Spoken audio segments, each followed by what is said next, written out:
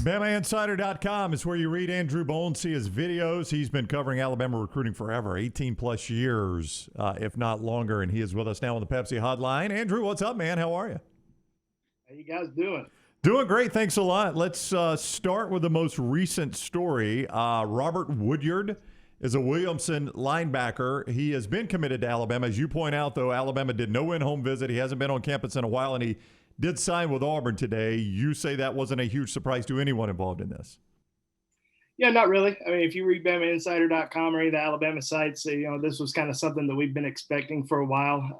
Have been predicting him to sign elsewhere since about August, and Alabama ended up not going in and really pushing for him late in the process. Didn't really fight to keep him on board. Not sure why. I mean, I think he's a good player, and Auburn really went after him. Coach Brian Harsin and his staff did a great job, recruiting him. I think it's just one of those situations where it kind of worked out for both sides. I think Alabama, kind of had their attention turned elsewhere, but Robert Woodyard is, had a few injuries throughout his high school career. And I think, in my opinion, he was really, really good as a freshman in high school. Got a lot of offers, and suffered a torn ACL, but has bounced back. Suffered a little bit of an injury this season, but he's a good two-way player, and I actually think he's going to be a good college football player. And I think Auburn did a good job. I think he's going to have a lot of motivation now when he plays Alabama here in the future. But yeah, I mean, Robert Woodyard, four-star linebacker, flips to Auburn today from Alabama. Bone, Dunaway brought up Damani Jackson, and this is one of the top two cornerbacks in high school football right now. It looked like Nick Saban had him locked down. Lincoln Riley takes a USC job. He's a California kid. Now Dunaway just mentioned it looks like he's going to be going to USC. Is Alabama still in the mix, though, at the 11th hour? Yeah, they've still been fighting, but I don't think he's going to go to Alabama. This is a kid that has been a USC fan his entire life. Always grew up wanting to play at USC, committed to the Trojans very early in the process.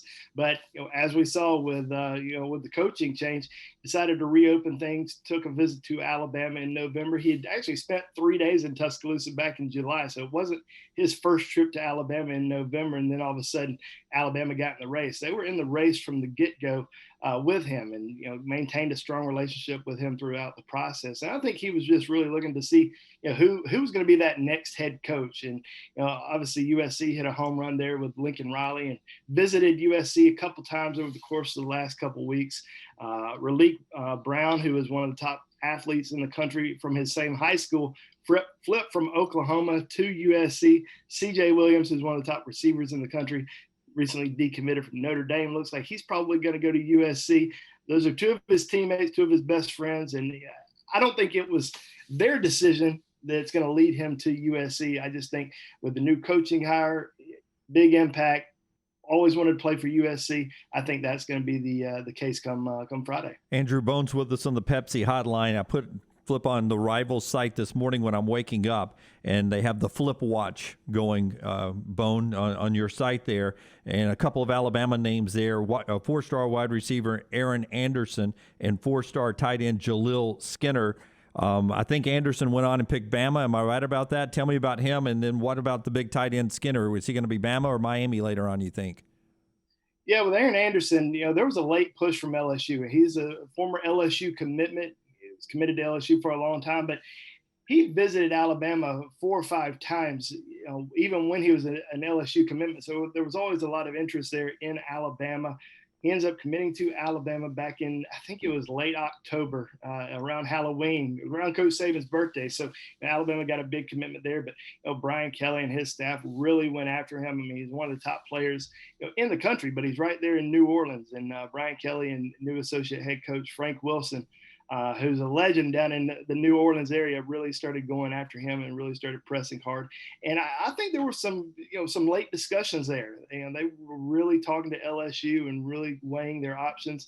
But in the end, Alabama was able to hold on to them. So I thought that was a big recruiting win for Alabama late in the process. And then with Jaleel Skinner, 4-star tight end commitment out of the IMG Academy. He's really originally from Greer High School in South Carolina. he took a surprise official visit to Miami this weekend. It wasn't a surprise to Alabama. He informed Alabama that week that he was going to take the visit down to Miami. So they weren't really surprised by it. I think more so the reporters and fans were surprised by the visit. But after the trip, he kind of came out and said that he's still solid with Alabama. Don't really expect any change, even though he's waiting until Friday to sign. I think what a lot of people don't realize is most of these guys go ahead and sign on Wednesday. They sign early in the morning. They just have their signing day ceremonies kind of throughout the week. We see so many different announcements that come out around 5 p.m. or 6 p.m. or it may wait till Thursday or Friday, like Jaleel Skinner. Most of these guys have already signed. Alabama just and all these other programs hold these signatures until these guys have their signing day ceremonies, because they may have it at a local restaurant. They may have it at a church. And we saw an announcement a few years ago from Fidarian Mathis at a gravesite for one of his best friends who had died. And then we see kids that, especially kids from IMG Academy, they're going back home to make their announcement with their family. So I think he's wanting to be home in South Carolina to make that announcement, have a signing day or an early signing period ceremony with his family. But I'd be surprised if he didn't already sign. At Andrew J. Bone on Twitter, at Andrew J. Bone, he's with us on the Pepsi Hotline. Alabama looks like they'll only get one player out of the state of Texas, which is less than what has normally happened. Is that a direct reflection on Sarkisian and Jimbo Fisher? What are the circumstances that only allow Alabama the one guy out of Texas? Well, it's probably a little tougher to recruit the state of Texas when offensive linemen are getting offered $50,000 NIL deals. Alabama and Auburn, all these schools are going to have to come up with something to compete with that. So, yeah, I think with Coach Sark and that coaching staff over in Texas, obviously doing a really good job recruiting. But Texas A&M, that's probably the surprise of the year. The class that they've been able to put together, especially late. They've been able to really land some big time targets, and I think they're going to have a pretty big day today. But Alabama was able to get Jamarion Miller on board, who they actually flipped from Texas, so a 4-star running back, one of the top running backs in the country. So they were able to get him.